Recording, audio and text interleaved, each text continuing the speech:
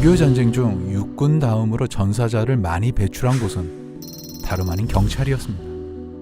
경찰은 전쟁 초기 국군과 함께 북한군과 맞서 싸웠고 전선이 안정된 후에는 후방의 치안 유지 임무를 수행했습니다. 전쟁이 일어나기 직전 전국의 경찰은 약 4만 8천 명, 이후 전선이 안정된 1951년 4월부터는 줄곧 6만 명대의 규모를 유지했습니다. 경찰관들은 전사뿐만 아니라 납치, 실종 등으로 큰 피해를 입었습니다. 실종자의 수가 유독 많은 것은 군인과 달리 경찰이 상당수가 자신들의 간활 지역에서 주민들과 더불어 살았던 탓에 그 지역을 끝까지 지키려 하였기 때문이었습니다. 경찰 전사상자 명부에 기록된 전쟁 기간 중 순직한 경찰관의 숫자는 8,796명으로 이들 중 절반에 가까운 이들이 전쟁의 첫 넉 달 사이에 목숨을 잃었는데, 이 수치마저도 실종자의 일부가 포함되지 않은 것으로 추정되므로 실제 피해는 이보다 더 컸을 것입니다.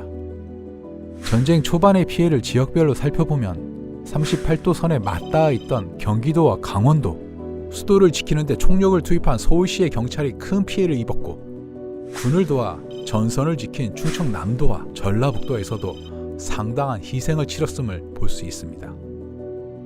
경찰은 전 지역에서 국군과 함께 전쟁을 치러냈던 겁니다. 전선이 안정된 1951년부터 경찰은 본연의 치안 유지 임무로 돌아왔지만 이들의 희생은 계속되었습니다.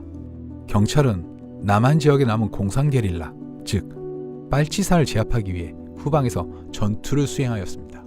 이러한 싸움은 심지어 휴전을 맞이하고도 몇 해 동안이나 계속되었습니다. 한편 군인과 함께 전쟁을 견뎌낸 이들 중에는 국군과 유엔군의 보급품을 수송하는 이들, 즉 노무자들이 있었습니다.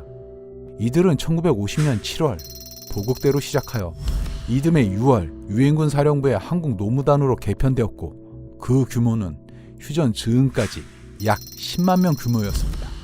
그러나 안타까운 점은 당시 군과 함께 전선을 누볐던 노무자들이 얼마나 많이 희생되었는지 알 수가 없다는 것입니다.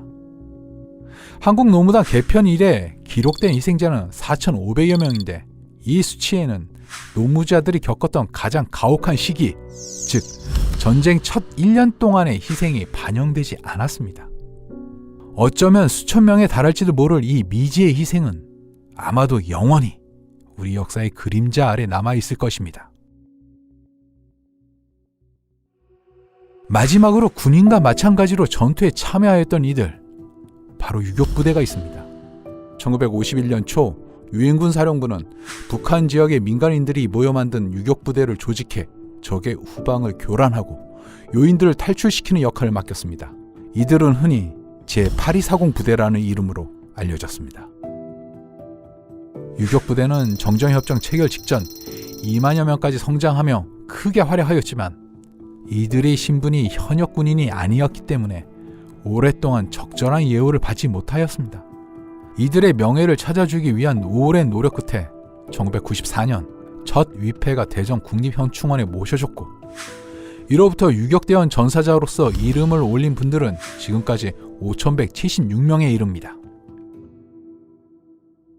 지금까지 국군의 전사자, 그리고 이들과 함께 싸웠으나 주목을 받지 못했던 이들의 희생에 대해 살펴보았습니다.